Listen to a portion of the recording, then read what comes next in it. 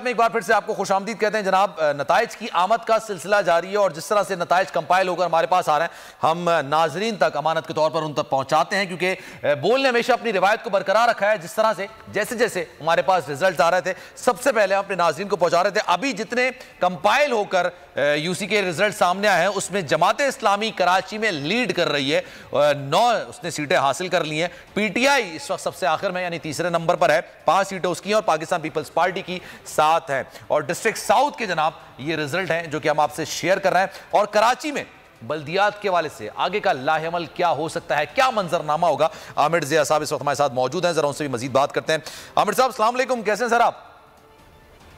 जनाब वालेकुम सलाम सर। आज जोश नजर आ रहे हैं, अल्लाह का शुक्र है सर। सर ये बताइएगा, आज जो मामलात हुए बल्दियाती इंतखाबात में वोटिंग के वाले से, वैसे पाकिस्तान में कोई भी इलेक्शन ऐसा रहा नहीं है जिसमें वोटिंग में धांधली के इल्जामात ना लगे हों। और आज भी हमने देखा मुत्तहिदा कौमी मूवमेंट ने कल बॉयकॉट तो कर दिया था, लेकिन आज भी उन्होंने कहा कि जनाब धांधली हो रही है। हाफिज नईमुर रहमान साहब कह रहे हैं धांधली हो रही है। पाकिस्तान पीपल्स पार्टी भी कहीं ना कहीं कहती है जनाब बहुत कुछ कहीं ना कहीं हो रहा है। लेकिन आपने सुबह से मामला देखे होंगे, वोटिंग, टर्नआउट, तमाम चीजें, क्या आपका तज्जिया सर इब्तिदाई? सलमान, बड़ा मुतनाज़ा तरीन ये जो है हमारे लोकल बॉडीज इलेक्शन हुए हैं। एक तो जाहिर है कि जो मुत्तहिदा कौमी मूवमेंट ने बॉयकॉट किया, उसकी जो भी वजूहात थी, उस पर मेरे ख्याल में तमाम जो हमारे शहरी इलाकों से ताल्लुक़ रखने वाली सियासी जमातें मुत्तफ़िक़ हैं। ये यकीनन हुआ है, इस इल्ज़ाम में कोई मतलब शक शुबा नहीं है कि कराची की जो नशिस्तें हैं वो कम की गई हैं बहुत सारे इलाकों के अंदर, जो कि ज़्यादती है। फिर जो DMCs को मिलाया गया मेट्रोपॉलिटन के अंदर, उसकी वजह से जो है मतलब है कि ये इसको कहते हैं ना कि प्री पोल रिगिंग या इसको अरेंजमेंट जो कहते हैं वही किया गया है पीपल्स पार्टी की तरफ से। तो ये तमाम चीजें हैं। इस पस मंजर में जो इंतखाबात हुए तो आपने देखा कि लोगों का जो है उसमें कितनी शमूलियत थी। अभी तक जाहिर है कि पूरी चीजें सामने नहीं आई। कोई कह रहा है 12% है, कोई कह रहा है 15% है। तो बहुत ही एक कम टर्न आउट था, लो टर्न आउट था। उसमें यकीनन मुत्तहिदा कौमी मूवमेंट के बॉयकॉट का भी असर है। उसका ये असर भी है, मैं समझता हूँ कि लोग जो है कितनी गैर यकीनी सूरत हाल थी एक रात पहले तक, चंद घंटे पहले तक, कि लोग तैयार ही नहीं हुए। फिर लोगों को जब ये एहसास हुआ कि पूरा का पूरा इलेक्शन पहले से मैनेज कर दिया गया है, यूसी को इस तरह से डिलिमिटेशन की गई है, तो उसमें कुछ भी हो जाए, वो निकल के वोट भी दे दें, तब भी जो होना है वो हो जाएगा। तो ये तमाम फैक्टर्स जो थे जिसकी वजह से लो टर्न आउट हुआ। और इसका जो मैं समझता हूँ कि आगे जाने वाले दिनों में, एक तो खैर एक तो MQM की सियासत में बात करेंगे अगर आप मौका देंगे। जी बिल्कुल सर। लेकिन हमारे शहर और अर्बन सिंध की जो पॉलिटिक्स है वो मजीद पोलराइज हो जाएगी।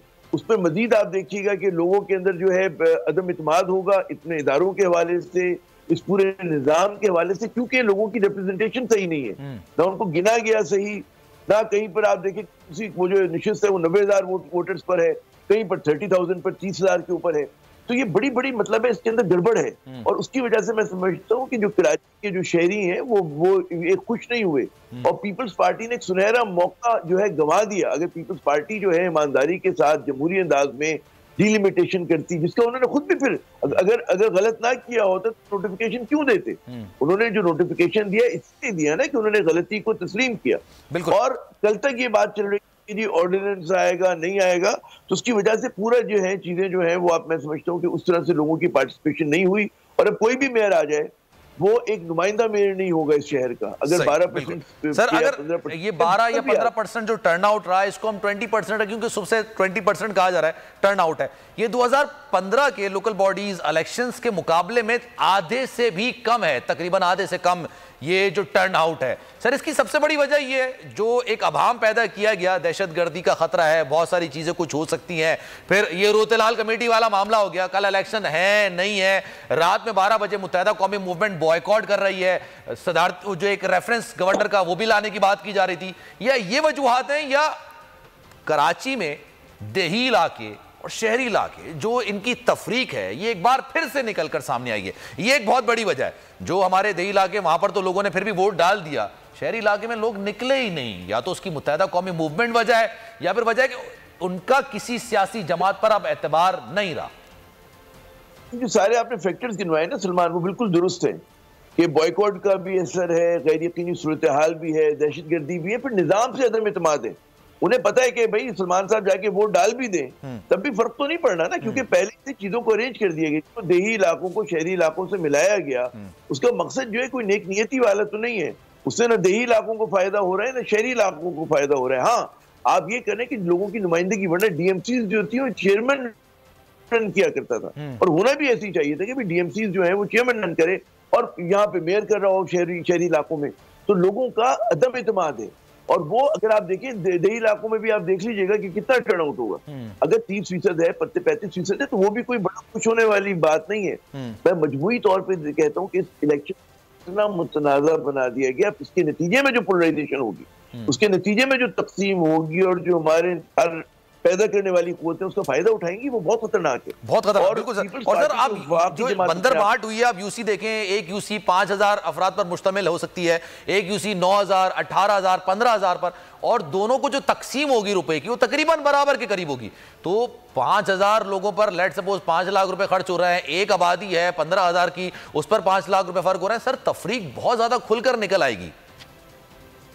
ये हुआ। सबसे बड़ी बात है कि आपने नशिस्तें कम की हैं, डिस्ट्रिक्ट सेंट्रल की नशिस्तें कम कर दी। मेरे ख्याल में 55 होती थी, वो कम करके जो है लेस है। औरों का भी मेरे पास डेटा मुझे पता होता है, पूछेंगे तो मैं लेकर आता। तो ये सब कुछ भी हुआ है। जब ये सब कुछ हुआ है उसके नतीजे में जाहिर है, अच्छा फिर अब हमें ये सिर्फ एक तो पीपल्स पार्टी पे हम उसको इल्जाम धर रहे हैं, बिल्कुल अपनी बात है, लेकिन मुत्तहिदा कौमी मूवमेंट पाकिस्तान भी अपने आप को जिम्मेदारी से दोष नहीं कर सकती, क्योंकि एमक्यूएम का जो मसला था कि इतने मासूम और इतने भोले तो नहीं है एमक्यूएम की क़यादत। 1988 ये पीपल्स पार्टी से मुआहदे करते आ रहे हैं, और हर मरतबा कोई मुआहदा जो है नहीं हुआ, कोई इनसे वादा जो है वो पूरा नहीं किया गया।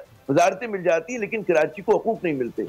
तो जब आपने पीडीएम का साथ देने का फैसला किया, तो उस मुआहदे में था कि 1 माह के अंदर जो है मतलब अमल दरामद होगा कुछ चीजों पर, वो नहीं हुआ। आपने 6 माह इंतजार किया, आप आखिरी दिन तक इंतजार करते रहे, आखिरी दिन तक आप जरदारी साहब से राब्ते में रहे। इसका मतलब है कि आपको पीपल्स पार्टी ने बड़ी खूबसूरती से इस्तेमाल किया, या आपकी खुद ख्वाहिश थी कि इस्तेमाल हो जाए। तो ये जो भी सूरत हो, तो मैं समझता हूँ कि एमक्यूएम भी तनकीद से मुबर्रा नहीं हो सकती, और एमक्यूएम को सोचना चाहिए। मुत्तहिदा कौमी मूवमेंट की सियासत पर जरा बात करते हैं। अब ये कह रहे हैं कि जनाब ये इस तरह से नहीं चलेगा, 70 सीटें वो कहते हैं ज्यादा होनी चाहिए। पाकिस्तान पीपल्स पार्टी कहती है कि जनाब 53 होनी चाहिए। लेकिन सर एक आवाम तक पहुंचा दूं, फिर मैं आपकी तरफ वापस आऊंगा। आमिर साहब, जिला टंडो मोहम्मद खान की टाउन कमेटी टंडो गुलाम हैदर में पाकिस्तान पीपल्स पार्टी ने क्लीन स्वीप कर दिया है। 7 के 7 वोट्स पर पाकिस्तान पीपल्स पार्टी के काउंसलर्स कामयाब।